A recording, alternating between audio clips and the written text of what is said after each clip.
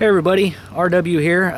If you remember last video I did, I was depriming some pistol cartridges that were boxer primed.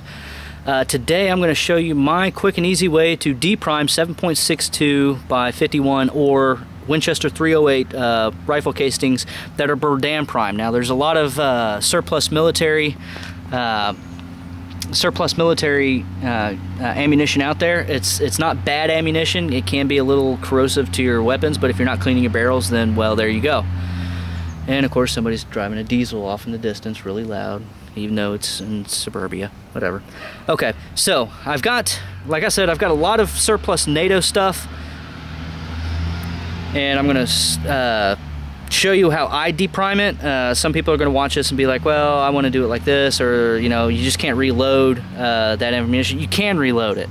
It's a little more labor intensive, and it's going to be cheaper in the long run if you don't have that boxer primed 308 and 7.62 sitting around. So what I have here, I have this is, I think this is some F&B stuff. This is from, I think this is Belgium or South African, I can't remember. And it was made in 1978. But I have never had any malfunctions or anything with my DPMS 308 shooting this stuff through it. And as long as you keep your weapon clean, it's not very corrosive on it either. But you can see on the bottom how it's crimped in there. And that sometimes makes it hard to use. I think Lee makes a Berdan depriming tool, and whatever, I'm not going to spend 90 bucks on something like that. So what you're going to need, like last time, for 308 anyway, I'm using a 12 millimeter socket. You can get from, you know, just any normal tool set anywhere. I'm using the hammer, and we're going to use what I've seen some people call a hydraulic method. And you know, they get special tools made and stuff like that. This is going to be a really easy way to do it, and you're also going to need a 8mm pin punch. Some people say you need to tool it down a little bit here at the end to where it's really just like 7.9. But as you can see, this is a fired 7.62 surplus cartridge, and this fits perfectly on it. So you're going to have to resize all your casings anyway when you go to reload them, but let me show you how I'm going to do this. Okay, so we're going to take our cartridge here, or our spent casing, and we're going to place it inside the socket like that. Then we're going to take a little bit of water, and I use a straw because I don't want water to get everywhere, and I don't want to have to keep going back and forth in the house. So I take a straw of water and fill the cartridge or the casing with water, and then we take our 8mm pin punch and set it in the top. Now you want to kind of push down a little bit firm and go ahead and start it just a little bit, and then you take a hammer, one single hit on the top, and guess what? Check that out. Your primer's out. And then the hardest part about all this is pulling the cartridge, or pulling the casing off the die, but you can see it's there and you get a little bit of water pouring out. But then there you have it, deprimed, ready to go. I'm going to do 4 real quick. You're going to have to dry those. You'll dry those out, put them in your tumble. They're going to be ready to reload. All right, and maybe a little case oil, whatever. So I'm going to do these 4 remaining ones fairly quickly, and you kind of get an idea. If you got any questions, leave your comments in the bottom section. And you guys have a great day. I'll see you on the next video. Let me do these 4 real quick for you.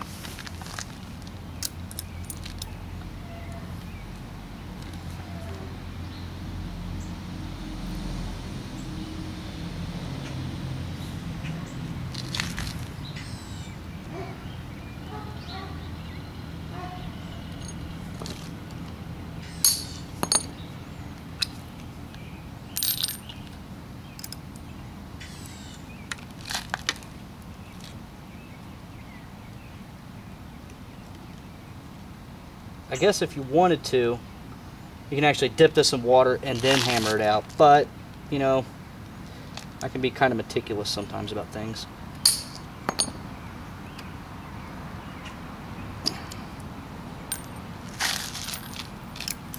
You can see all your Berdan primers are coming out there. To fill the primer holes in these, I've seen some people using number 41 CCC primers. or you can order special Berdan primers from a company in Germany. They're kind of hard to come by though. And that's going to be the biggest thing, is just getting the right primers for this. It's not going to be the actual method of cleaning them or anything like that, or sizing them. It's really finding the primers to reload them. And sometimes what you do is, because it's such a tight fit, is that there will actually become a vacuum on the inside of the casing, which just kind of makes it hard to pull off the end of the pin when you're done. So sometimes the best thing to do is just get out the rest of the water. And then it can be a pain in the butt sometimes. Like, you'll get on the roll of doing a whole bunch, and then suddenly you're stuck on one casing that is just trying to be difficult. So off. And this is nothing more, I mean, there's nothing inside the casing that is catching it. It's just the water inside is creating a vacuum. Even though you got two holes on top here, it's not pulling, it's not allowing enough air in to pull the punch out. So that happens every now and then, no biggie. I have found that if you don't hit the hammer or hit the pin that hard with the hammer, that doesn't happen as much. And so, you know, I guess, you know, it's not, you know, just matter of perfecting the technique, I guess. But all it takes, real small, simple hit, your primer's out, and there you go.